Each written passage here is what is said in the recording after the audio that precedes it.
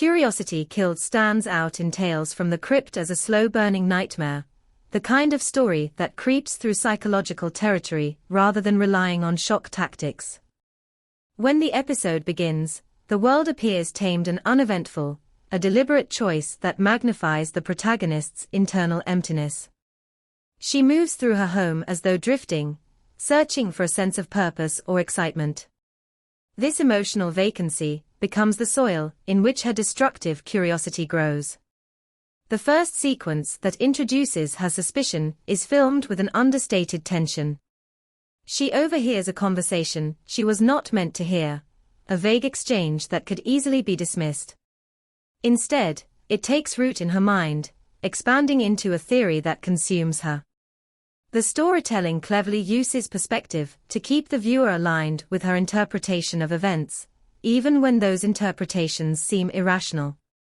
The sound design is particularly effective. Ordinary noises become ominous cues. The creak of floorboards. The hum of distant voices. The faint click of a door.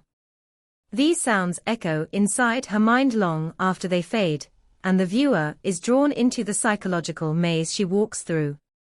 There is a memorable scene where she sits alone at the kitchen table, staring at a seemingly insignificant note.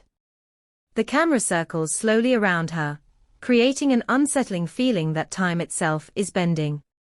I was reminded of times when I fixated on a trivial detail for hours, generating meaning where none existed. The episode captures this experience with impressive realism. As she grows more consumed, her interactions with others reveal the widening gap between her perceptions and reality.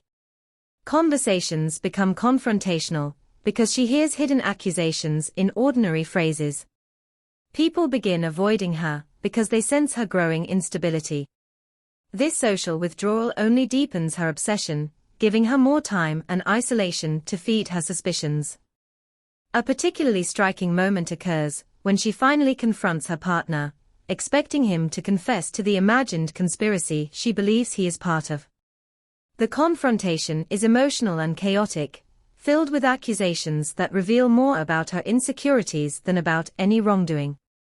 The performance in this scene is powerful, exposing the raw vulnerability beneath her aggressive questioning. She is not driven by anger, but by fear of being invisible or unimportant. The climax is set in a dimly lit location that enhances the horror of the truth she uncovers.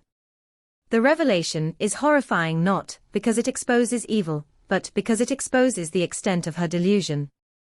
In true Tales from the Crypt fashion, her fate is tied directly to her choices. Her curiosity, which once felt like an attempt to reclaim control of her life, becomes the force that destroys it. What makes this episode so compelling is how it frames curiosity as a reflection of emotional need. People often become obsessed when they feel neglected, insecure, or powerless. Instead of addressing her emotional wounds, the protagonist chases shadows, convincing herself that the answers she seeks will bring clarity. Instead, they bring ruin. The conclusion is haunting because it feels like a warning. Curiosity is not inherently harmful, but when used as a substitute for self-reflection, it becomes a blade that cuts inward. After finishing the episode, the viewer is left with a lingering discomfort, not from supernatural horror, but from recognizing how easily an ordinary person can slide into destructive obsession. Curiosity Killed succeeds by grounding its horror in emotion rather than monsters, making its message resonate long after the final frame.